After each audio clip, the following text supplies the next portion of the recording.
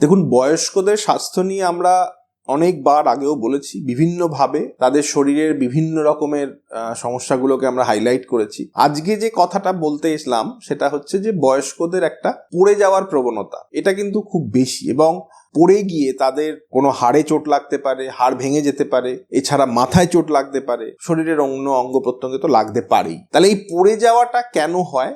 বয়স্কদের ক্ষেত্রে অনেক সময় দেখা যায় যে অটোনমিক নার্ভাস সিস্টেমের একটু গোলযোগ থাকে, কারো কারো ক্ষেত্রে দেখা যায় যে ক্রনিক একটা ইসকেমিক ভেসেল চেঞ্জেস থাকে, যাদের রিকারেন্ট স্ট্রোকের, ছোট ছোট স্ট্রোকের হয়ে আছে, অথবা কিছু কিছু রোগ আছে যেখানে পড়ে যাওয়ার প্রবণতা দেখা যায়। এখন যাদের এই প্রবণতা আছে অথবা যাদের নেই কিন্তু বয়স বাড়ছে, তাদের ক্ষেত্রে আমরা 2-3টে সাবধানবাণী সবসময় বলে থাকি।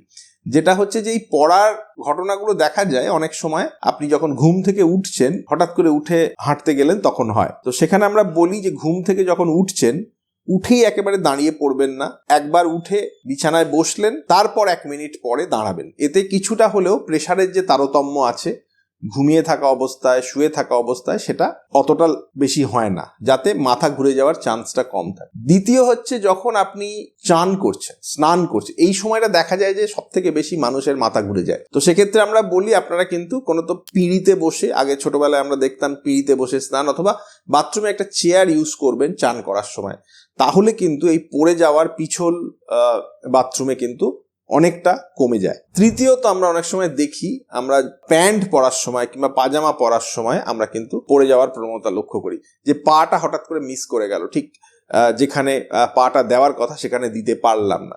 তো এইগুলোতে আমরা বলি যে বয়স্কদের ক্ষেত্রে একটু এই জিনিসটা বসে আপনি যদি পরেন আপনার প্যান্টটা কিংবা পাজামাটা, তাহলে এই পড়ে যাওয়া থেকে আপনি কিন্তু বাঁচতে পারেন। এই সামান্য উপদেশগুলো যদি একটু মনে রাখেন, তাহলে কিন্তু এই পড়ে যাওয়া এবং তার যে পরবর্তী ঝামেলাগুলো থেকে আপনারা রেহাই পেতে পারেন।